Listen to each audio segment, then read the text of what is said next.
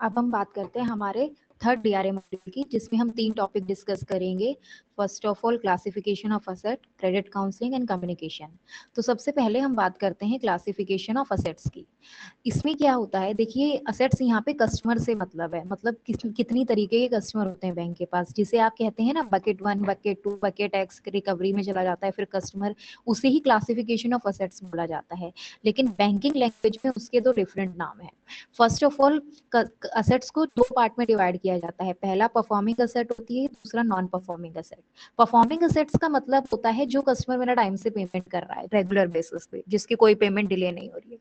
Non performing assets का मतलब मेरा आ गया कि जिस कस्टमर ने 90 दिन से 90 डेज से बैंक को एक भी ईएमआई नहीं दी है। तो नॉन परफॉर्मिंग कैटेगरी में जब कोई कस्टमर जाता है तो सबसे पहली ब्रॉड जो उसकी डेफिनेशन होती है वो यही होती है कि जिस कस्टमर ने 90 दिन से एक भी ईएमआई बैंक को नहीं दी है। अब फर्दर नॉन परफॉर्मिंग असेट को भी 3 कैटेगरी के अंदर डिवाइड किया जाता है। पहली है सब स्टैंडर्ड असेट, इसको कहते हैं अवमानक परिसंपत्तियां हिंदी में, ठीक है। अब इसमें क्या होता है, जैसे ही कस्टमर ने 90 दिन से पेमेंट डिले की तो वेरी 91st डे वो चला जाएगा सब स्टैंडर्ड असेट कैटेगरी में। सब स्टैंडर्ड कैटेगरी का मतलब है कि 90 दिन से इस बंदे की पेमेंट नहीं आई है। अब उस कैटेगरी में कस्टमर कब तक रहेगा, उस कैटेगरी में कस्टमर रहेगा 12 महीने तक, ठीक है। 91st डे मतलब 3 महीने ऑलरेडी हो गए हैं उसको, और 9 महीने यानी कि 12 मंथ्स कंप्लीट होने तक वो सब स्टैंडर्ड कैटेगरी में रहेगा। अगर उसकी पेमेंट इन 12 महीनों में आ जाती है तो कस्टमर जो असेट है हमारी या कस्टमर है वो सब स्टैंडर्ड में ही रहेगा।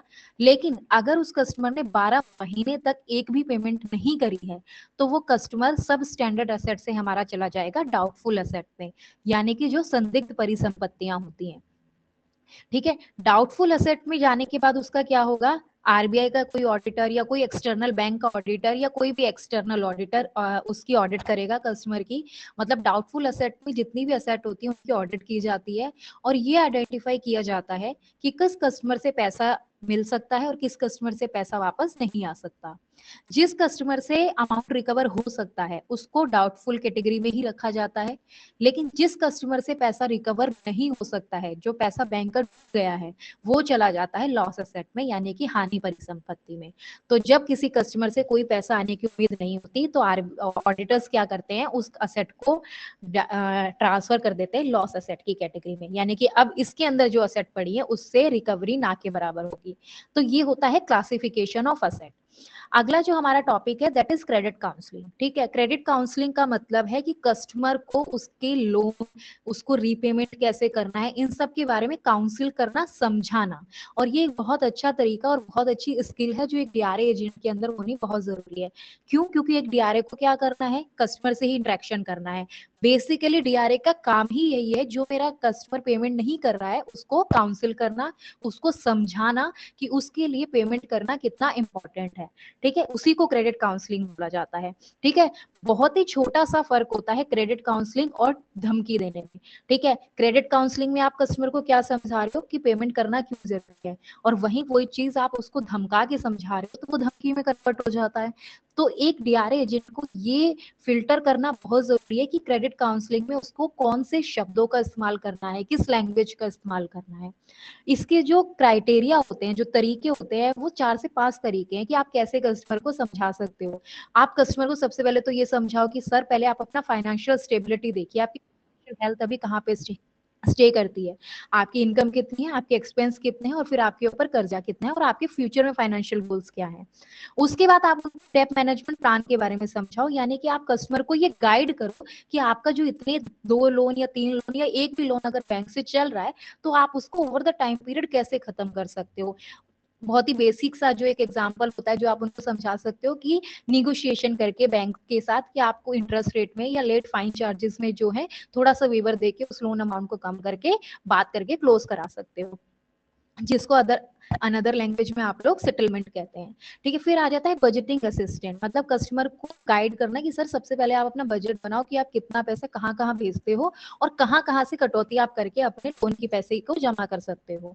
उसके बाद फाइनेंशियल एजुकेशन प्रोग्राम्स करो, मतलब फाइनेंशियल एजुकेशन दो उनको, जैसे हम आपको डीआरए में सिबिल के बारे में बताते हैं, इंटरेस्ट रेट्स के बारे में बताते हैं, तो वो आगे फर्दर आप कस्टमर को समझाओ कि सर अगर आप पेमेंट नहीं करोगे तो आपका क्रेडिट स्कोर इम्पैक्ट होगा, इंटरेस्ट रेट हाई लगने लगेंगे आपके ऊपर जब फ्यूचर में आप कहीं से लोन अप्लाई करोगे और आपका फाइनेंशियल जो पोजीशन है वो खराब हो जाएगी फाइनेंशियल मार्केट में, ठीक है। अवॉइडिंग बैंक करप्सी, मतलब कस्टमर को ये समझाओ कि सर अगर आप ऐसी ही तरीके से लोन लेते रहोगे और पैसा नहीं दोगे तो आप तो बैंक करप्सी की मतलब कैटेगरी में आ जाओगे, ठीक है, बैंक करप्ट हो जाओगे, ठीक है। बेनिफिट समझाओ, ठीक है, मतलब उसको पैसा देना है कस्टमर को तो उसके लिए प्रेरित करना है, और प्रेरित यानी कि परसुएट, जो कि एक स्किल होनी चाहिए डीआरए के अंदर।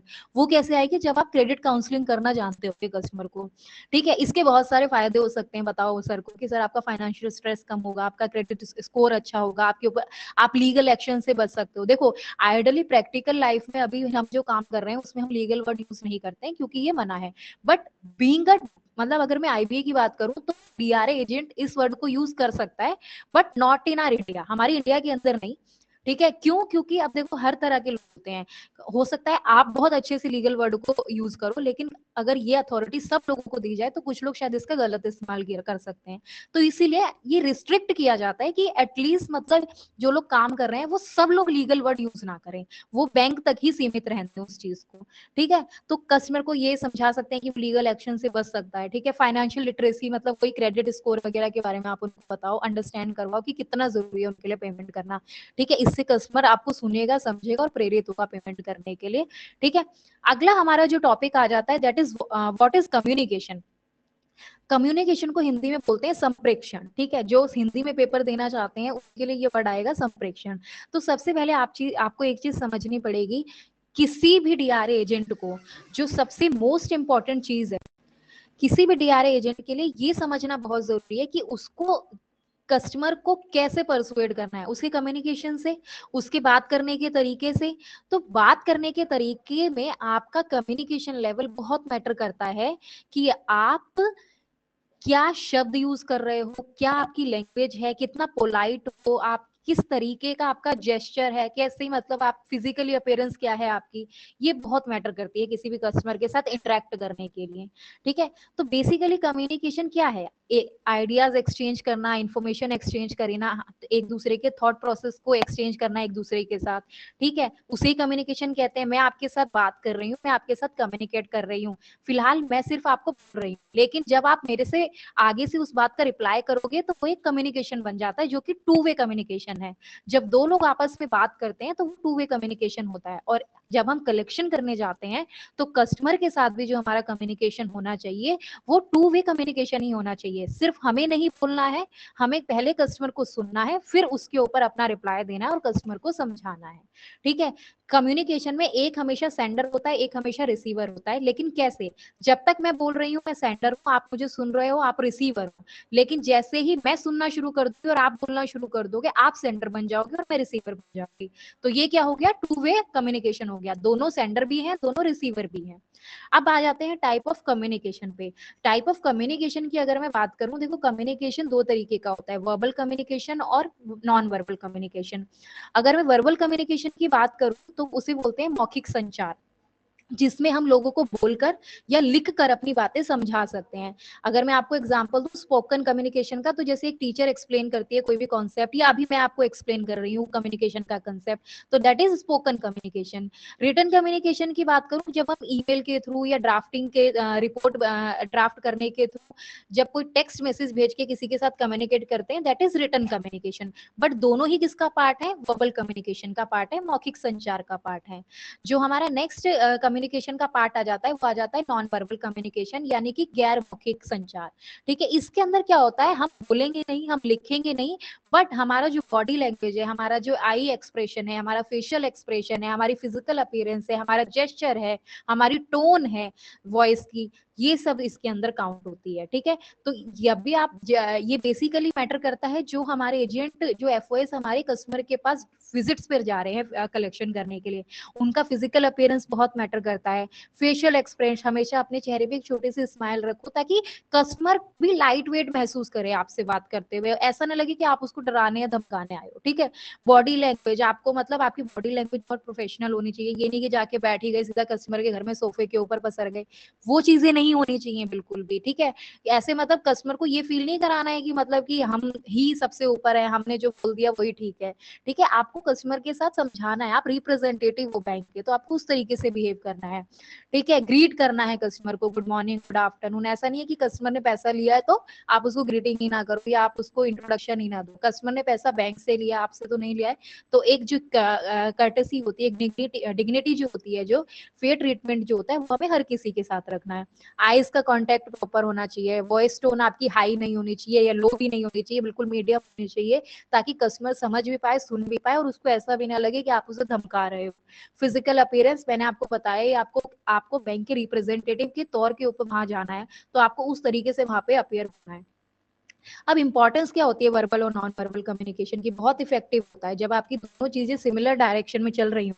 जो आप बोल रहे हो, अब जैसा मैं आपसे बोल रही हूँ, अगर मेरा बॉडी जेस्चर भी वैसा होगा, अगर मेरी अपीयरेंस भी वैसी होगी और अगर मेरा आई और फेशियल एक्सप्रेशन भी वैसा होगा, तो आप चीजों को और ज्यादा जल्दी ग्रैब कर पाएंगे, ठीक है। लेकिन अगर मैं वॉइस को हाई कर लूं और शब्द बहुत अच्छे यूज करूं, शब्द कोई भी ऐसा अपशब्द यूज नहीं करूं, शब्द बहुत अच्छे यूज करूं, लेकिन अगर मैं बहुत जोर जोर से बोलने लग जाऊं, तो वहीं मेरी टोन हाई हुई वॉइस की, और वहीं पर आपको क्या लगने लगेगा कि मैं बहुत ही अनप्रोफेशनल सी ट्रेनर, मेरे को मतलब समझाना नहीं आ रहा है आप लोगों को। तो ये चीजें होती है जो कम्युनिकेशन में बहुत मैटर करती है। और आपका वर्बल और नॉन वर्बल कम्युनिकेशन हमेशा सेम डायरेक्शन में होना चाहिए, ठीक है। अगर शब्द पोलाइट है तो आपको भी पोलाइट ही रहना है, और हार्श तो आपको होना ही नहीं है, ठीक है, डीआर एजेंट। तो ये चीजें आपको थोड़ी ध्यान रखनी है। बाकी इस वीडियो को आप अच्छे से देखिए और इससे आपको बहुत ज्यादा गाइडेंस मिलेगी। Thank you.